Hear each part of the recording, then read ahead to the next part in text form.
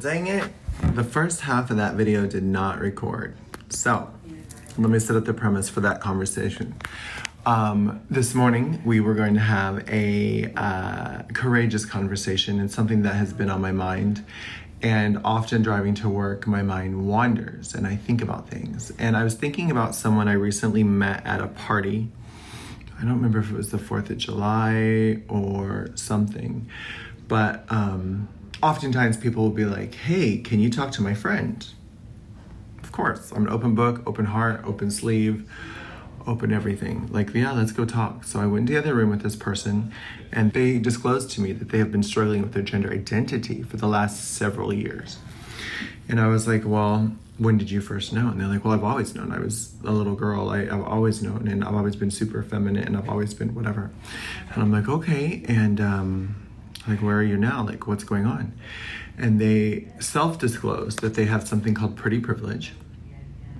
They're very attractive male, and the world sees them as very attractive. And of course that has privilege, but they're really struggling with their ideology.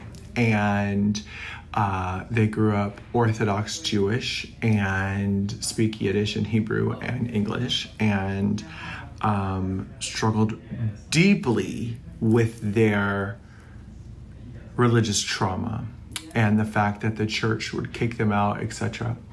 And this was, I think, in July, 4th of July, and I had just written an article for South Florida Gay News, or it's now called Out South Florida.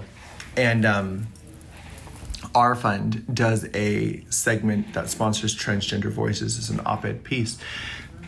And I did a piece about living authentically and how I was listening to a random podcast, and I think I was looking up or inspired by self-care.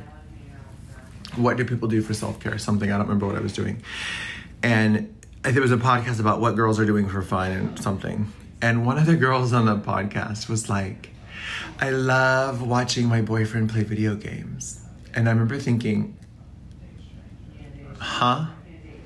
Like, you're gonna sit there for hours and watch your boyfriend play a video game? Do you not know what fun is? Like,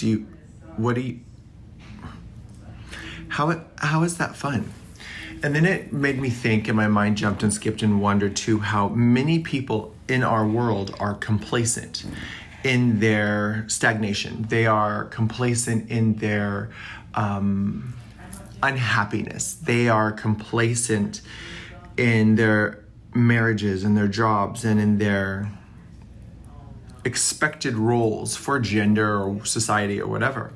But trans people have the courage to have the audacity to say, this isn't working for me. I can't do this. This whole thing isn't working for me. And I can't do this. And I don't remember where part 2 started, but they brought up a lot of their religious trauma and a religious abuse, and how they would definitely be cast out of society and out of the church and out of their family. And you can't be a rabbi and a woman and a rabbi and transgender. And I'm like, well, that's where you're wrong. I have actually met an Orthodox Hasidic Jewish rabbi who transitioned to female and is still a rabbi. Women, they're like, no, that's not possible. Women can't be rabbis. I'm like, I went to Israel with a Jewish rabbi who was a lesbian. And no, that's not a thing. You can't do that. And I'm like, sweetheart, the world's not as black and white as you think it is. Like, people exist outside of the spectrum in many ways: gender, religion, sexual orientation. And there are open and affirming synagogues or temples. I know many LGBTQ welcome I've spoken at synagogues before and been welcomed to many Jewish places to speak. Anyways, I showed them a picture of this trans person who is a rabbi in Israel and shared with them her testimony about how she went to the Wailing Wall They don't call it the Wailing Wall in Israel. They call it, I think, Katel.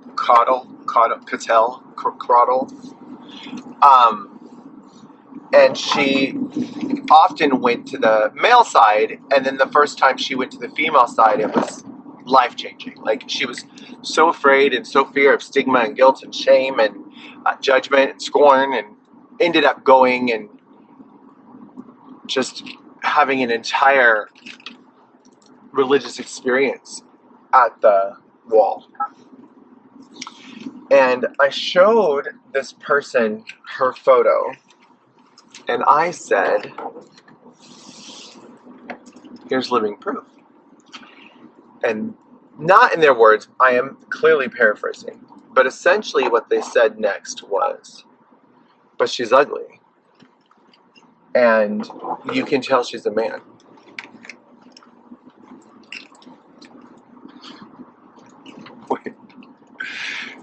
Ignoring the fact that, wow, that is completely shallow and pretentious.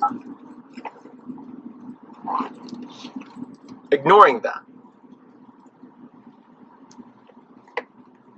I looked at this person and I said, does she look happy?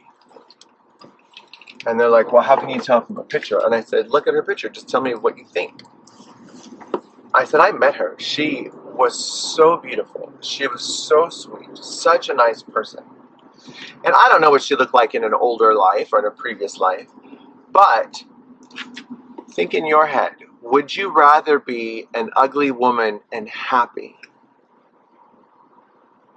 Or would you rather be a completely miserable man who hates himself? And they didn't know how to answer. And then I asked them, how long have you been struggling with your gender? How long have you been struggling with these painful thoughts, and basically their whole life, and having breakdown after breakdown, situation after situation?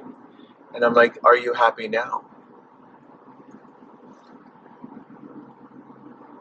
The point of this video is, and I actually talked about it in a recent video when I was doing a movie review for The Big Bold Beautiful Journey, my horrible Irish accent.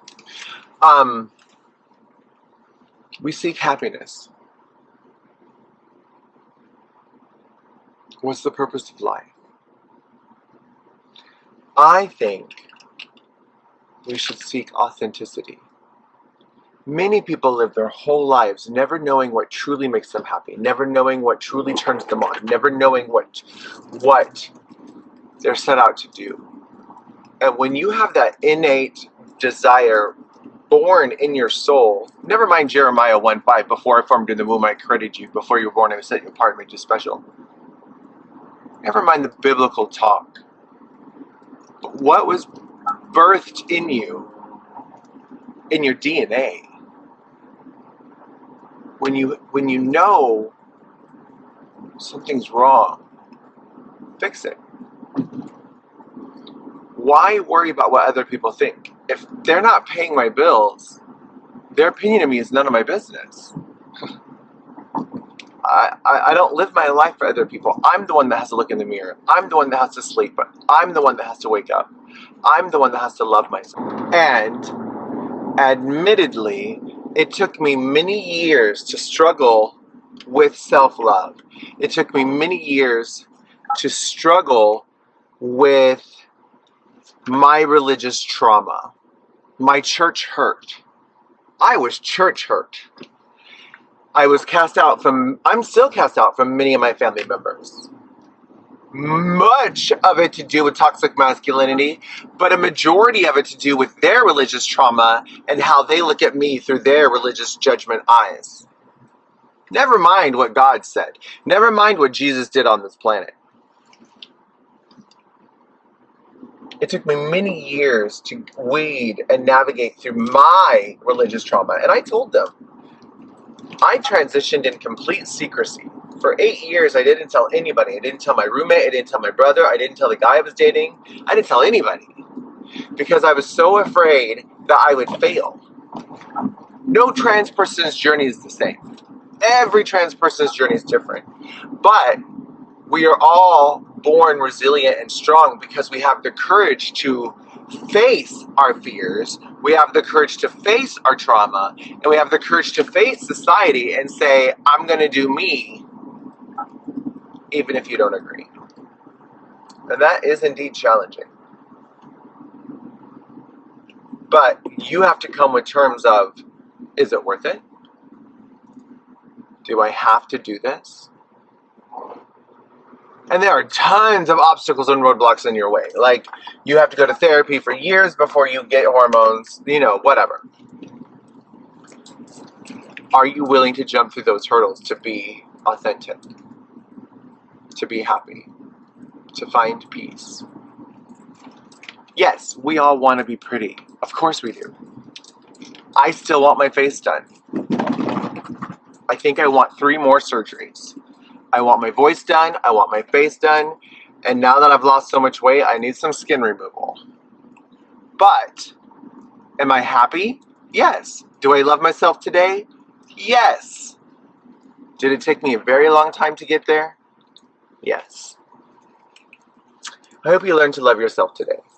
And I hope you can look in that mirror and say, I love you, you're beautiful, and you're worthy of love, you're worthy of success, you're worthy of acceptance. And don't be your biggest bully.